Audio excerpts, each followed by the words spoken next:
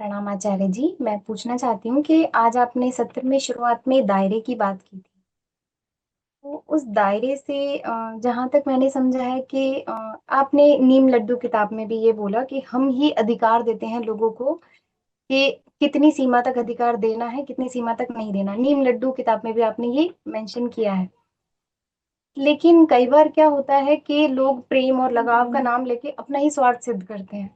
हम उनके लिए उनकी अपेक्षाएं पूरी करने की कोशिश करते हैं, बहुत हद तक हम कर भी पाते हैं। जहाँ नहीं कर पाते वहां वो कहते हैं कि हमारी बातें पूरी नहीं हो रही हैं, तुम नहीं कर पा रहे हो, हम उनके प्यार के लायक नहीं है, जरा भी हम आवाज उठाते हैं तो ऐसी सिचुएशन में हम क्या करें? हम तेज आवाज उठाते हैं तो हम गलत प्रूव हो जाते हैं। ऐसी सिचुएशन में हम गीता को अपने जीवन में कैसे उतारें? खुद को शांत रखना सही है, बोलना सही है, नहीं समझ आ रहा। देखिए, गीता को जीवन में उतारने का मतलब होता है पहले कचरे को सर से उतारना। हम्म।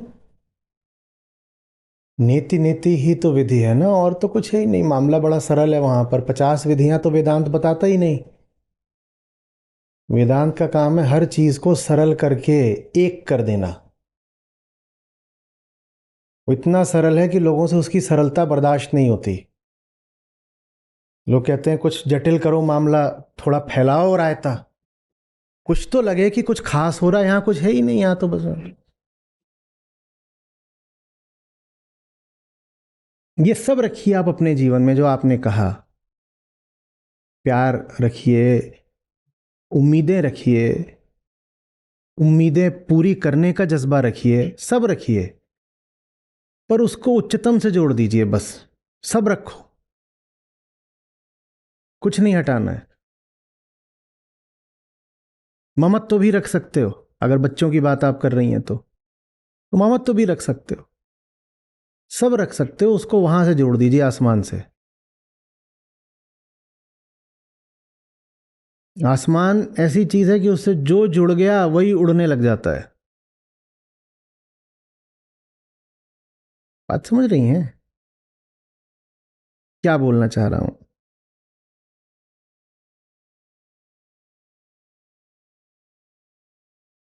वो रिश्ते हैं, हमारी उम्मीदें पूरी करो। उम्मीदें नहीं पूरी कर रहे तो आप कह रही तो हमारे प्यार के लायक नहीं हो। पहली उम्मीद याद रखनी है ना। पहली उम्मीद क्या है? मैं अपने जीवन को सार्थक कर पाऊंगी। हम्म। तो तुम्हारी उम्मीद मैं बेशक पूरी करूंगी, बशर्ते तुम्हारी जो उम्मीद है मुझसे वो मेरे जीवन की सार्थकता से मेल भी तो खाती हो। मैं आपसे यहां बात कर रहा हूं, ठीक है ना? तो यहां है श्रीमद् भगवत गीता। अब वो वहां बैठा है एक चुन्नू चूहा उधर। अब वो कह रहा है कि मेरी उम्मीद ये है कि तुम मेरे साथ खेलो। तो ये उम्मीद मैं थोड़ी ही पूरी करूंगा,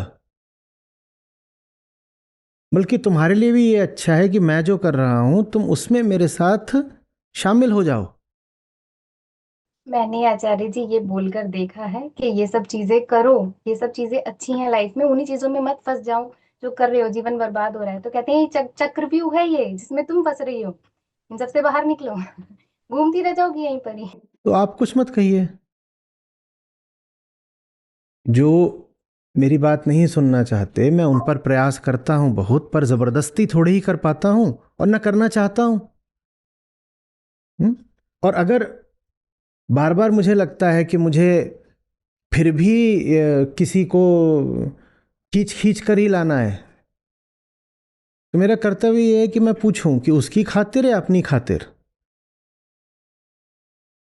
दूसरे पर आप प्रयास करते हो, एक प्रयास तो होता है निस्वार्थ निष्काम, उसकी खातिर। और आप पाओ कि दूसरे के ऊपर जो मेहनत कर रहे हो वही आपका बंधन बन रहा है। तो ये पूछना पड़ेगा कि मैं ये दूसरे की मदद के लिए उसको यहाँ ला रहा हूँ या दूसरे से मेरा कुछ स्वार्थ जुड़ा हुआ है।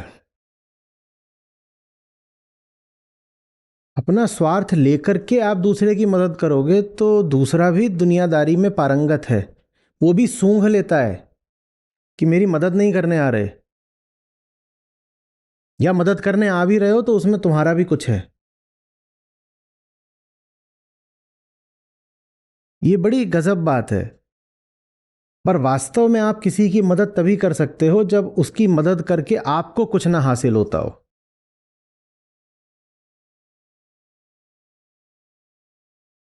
पति को अगर ये लगता है या पत्नी को कि आप उनको गीता के पास ला रहे हैं ताकि उनके व्यवहार में आपकी कामना अनुसार कोई बदलाव आ जाए, तो कभी नहीं आएंगे। वो कहेंगे हमें फंसाया जा रहा है। ये बोला करती थी कि मुझे ऐसे काम करने हैं, वैसे काम करने हैं, कई मैं अनुमति तो देता नहीं था, मुझे ठीक नहीं लगता तो ये सब करेगी, कुछ भी है जो भी बात है। तो अब ये गीता की आड़ लेकर के मुझसे अपनी इच्छाएं पूरी करवाएगी। मुझे ये गीता में ला रही है ताकि मैं अपना व्यवहार इसके हिसाब से बदल दूं। तो वो नहीं आएगा, वो कहेगा बुद्धू बनाया। तो किसी पर बहुत प्रयास करना भी कई बार विपरीत परिणाम ला सकता है, काउंटर प्रोडक्टिव हो सकता है। दुनिया ऐसी है, किसी के पीछे बहुत जाओगे तो जान जाती है कि तुम्हारा स्वार्थ है वहां पर, और स्वार्थ अक्सर होता भी है। और जब स्वार्थ नहीं होता तो आप फिर किसी के पीछे उतना ही जाते हो जितना सही है, जरूरी है। उसके बाद भी वो नहीं सुन रहा तो छोड़ देते हो। क्या करना है भाई, जबरदस्ती का खेल थोड़ा ही है।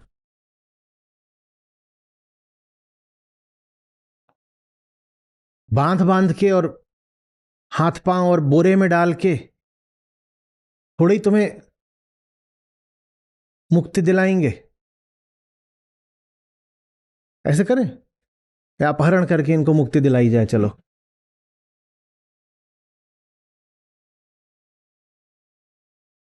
और ये दुनिया है, इसमें जब आप किसी के लिए बहुत ज्यादा प्रयास करो तो संभावना यही है कि वहां आपका स्वार्थ है, और उस स्वार्थ दूसरा व्यक्ति सूंघ लेता है, वो फिर नहीं सुनेगा। अपने स्वार्थ हटा दीजिए और फिर अपने आप आपके पीछे आएंगे, आना होगा तो आएंगे, नहीं तो फिर दुनिया है, हर तरह के, हर दिशा के लोग हैं। हाँ मैं जानता हूं एक टीस कसक सी रह जाती है कि मुझे कुछ अच्छा मिला है, वो मैं अपने ही प्रिय लोगों तक क्यों नहीं पहुंचा पा रही। तो वो जो रह जाती है ना, वो ही आपको याद दिलाएगी कि माया ही जीती हुई है। देखो ये माया कैसी है कि मुझे यदि कृष्ण भी मिले तो उनको मैं अपने ही पति तक नहीं पहुंचा पा रही।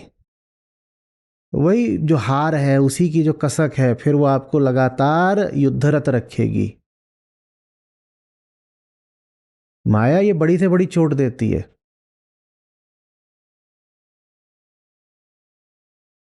हम लोग तो, हम ही हैं, बड़े से बड़े ज्ञानी भी अक्सर पाते हैं कि दुनिया को समझा लिया,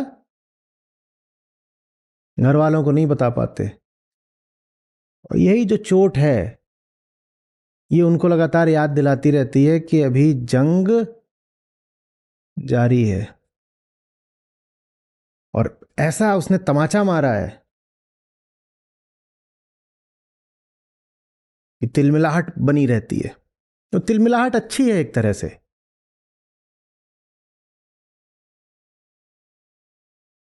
तो पहली बात कह रहा हूं, किसी के पास भी जाइए उसे गीता में लाने हेतु, तो अपना कोई स्वार्थ रखकर मत जाइए।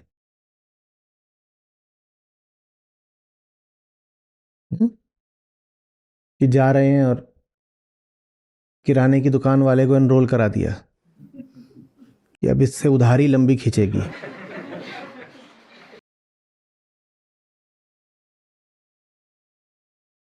हम्म। तो वहां पे एनरोल करा दिया, उसके बाद वो कह रहा है अच्छा अभी अब 15 दिन का आपका बकाया है, तो कह रहे आया है सो जाएगा, राजा रंग फकीर। तू गीता पढ़ रहा है, उसके बाद भी तू हिसाब किताब रखता है।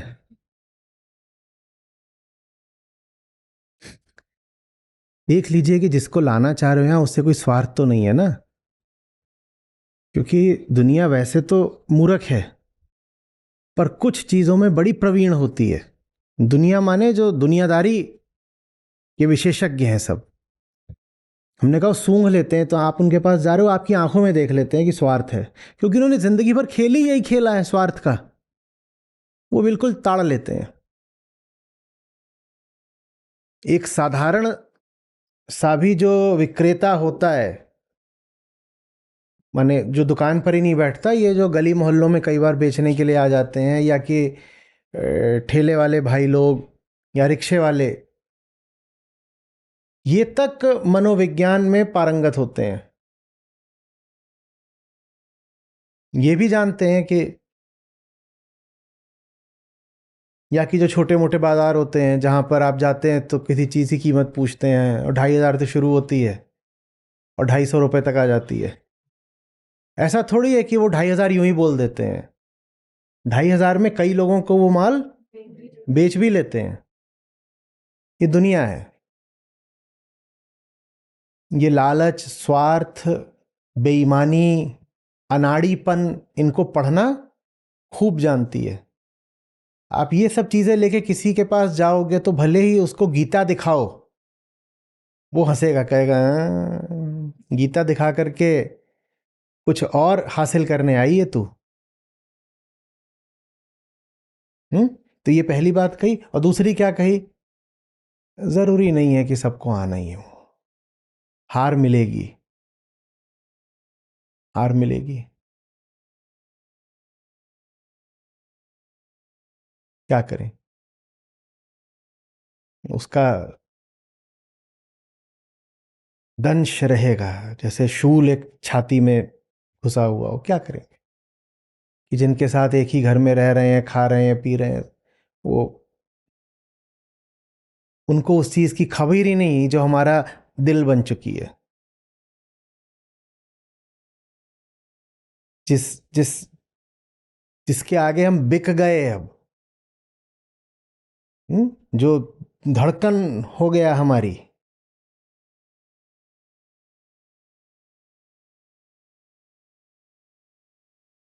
उसकी खबर हम उस तक पहुंचा ही नहीं पा रहे। जिससे सबसे करीबी सांसारिक रिश्ता है। ये बड़ी वेदना की बात होती है। ये जो बगल में ही बैठा हुआ है, उसको अपने दिल का हाल नहीं बता सकते। उस वेदना के साथ जिए। हार है, इस हार को याद रखें। क्या होगा याद रखने से कम दूसरों को बचा पाएंगे। कम से कम दूसरों को बचा पाएंगे।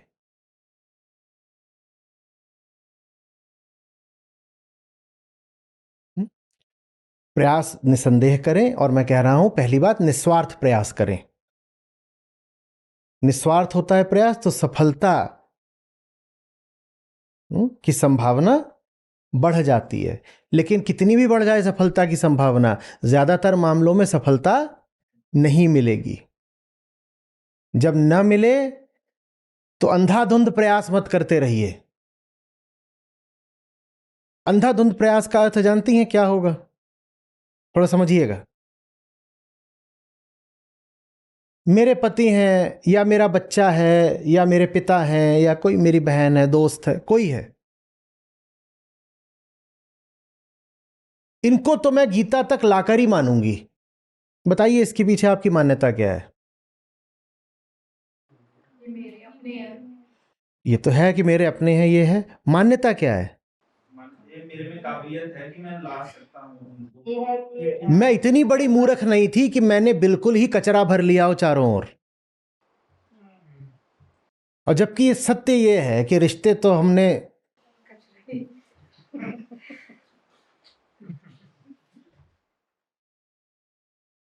पर मैं मानना ही नहीं चाहते कि कार की जगह साइकिल ले आए हैं घर में। हाँ, और अब जान लगाकर कोशिश कर रहे हैं कि हाँ, कि इसको भी BS5 बना दें।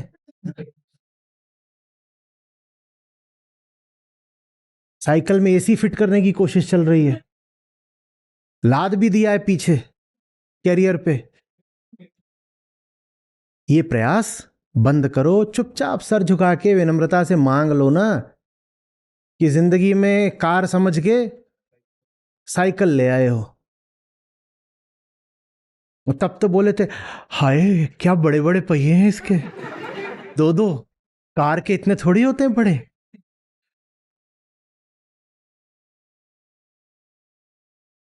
अब उस पर हंस लीजिए। अब उस पर बेतहाशा प्रयास करने से क्या होगा? कुछ होगा क्या? कुछ होगा? तो प्रयास पूरा करो, पर एक बिंदु पर आकर ही समझ जाओ कि इस जीव को कितना भी घिसो, ये इंसान नहीं बनने वाला। ये प्रजाति ही दूसरी है। और ये सब जो चुन्नू मुन्नू हाइब्रिड हैं, ये पता नहीं क्या। छोड़ो, ये मैं आपको किसी को ताना कसने की सामग्री नहीं दे रहा हूं कि जाकर के बोलना शुरू कर दो कि तू तो ओरंगुटान है। मैं पहली बात बोल रहा हूं, पूरा प्रयास करो और अपने माही टटोल झांक करके देखो कि कहीं स्वार्थवश तो नहीं किसी से कह रहे कि आओ गीता में आओ, गीता में आओ। पहले अपना साफ करो मामला। स्वार्थ को लेकर के किसी को गीता में भी लाओगे तो ये पराजय ही है। ठीक है? बहुत अव्यवहारिक बात लगी, कुछ कर नहीं सकते इसका। मैं क्या करूं? और आप जिस अर्थ में व्यवहारिक बात चाहते हो, मैं वो कहां से लाऊं? आप चाहते हो मैं कोई आपको मंत्र दे दूं, सूत्र दे दूं, कुछ गंडा ताबीज कुरियर कर दूं? जब पति सो रहे हों उस वक्त धीरे से जाकर के उनके पांव के पास हल्दी, हींग, धनिया, मेथी, पुदीना और अपने कुछ बाल काट करके उसमें ये सब बांध करके पति परमेश्वर के चरणों के नीचे रख देना जब वो सो रहे हो। और सुबह उठते ही वो बोलेंगे यदा यदा ही धर्मस्य। आ गए गीता में। मैं ये कैसे आपको नुस्खा बताऊं? मेरे पास नहीं है।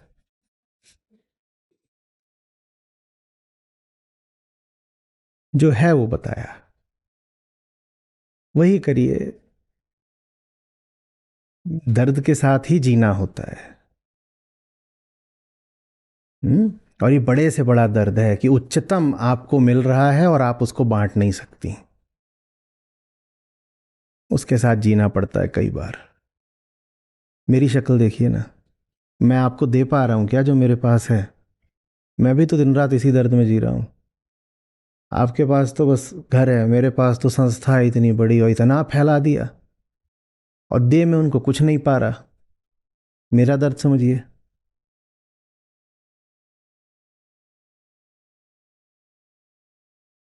Water water everywhere but not a drop to drink. इतने लोग, इतने चेहरे, दे में किसी को कुछ नहीं पा रहा हूं।